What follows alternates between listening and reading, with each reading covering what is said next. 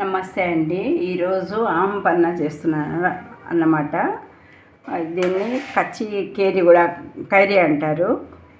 ఇది జ్యూస్ చేసుకుంటే చాలా చలవండి.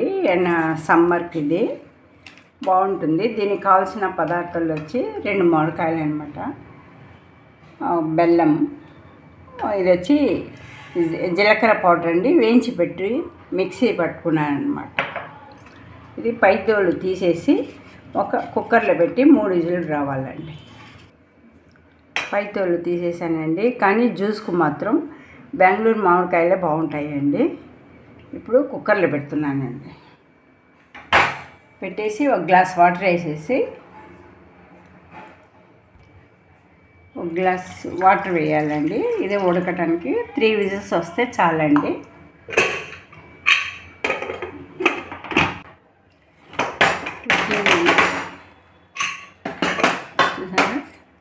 బాగా ఉడికిపోయాను అనమాట. తీసి ఇందులో చల్లటి నీళ్ళు వేసి కాసేపు ఉంచిన తర్వాత స్మాష్ చేయాలండి. డ్రింకింగ్ వాటర్ అండి వేసి కాస్త చల్లారాక స్మాష్ చేయాలి. ఇలా స్మాష్ చేసుకోవాలండి. ఇది సరే గిజ్జలు వచ్చేస్తాయి అన్నమాట.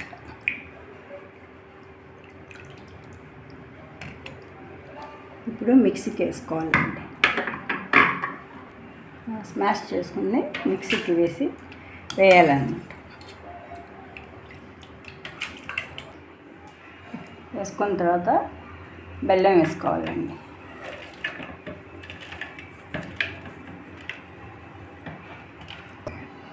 టేస్ట్ని బట్టి బెల్లం వేసుకోవాలండి.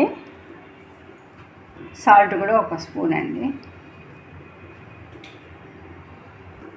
ఈ స్మాష్ చేసుకున్న నీళ్ళు కూడా వేసుకోవాలండి. వేయించి పెట్టుకున్న జీలకర్ర పౌడర్ అండి 1 స్పూన్ అండి, అది కూడా మిక్సీ పట్టాలి. అయిపోయిందండి,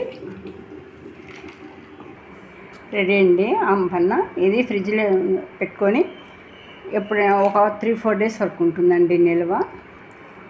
బాగా చల్లగా బాగుంటుందండి. లైక్ చేసి సబ్స్క్రైబ్ చేయండి, కామెంట్ చేయండి, షేర్ చేయండి. థ్యాంక్ యూ అండి.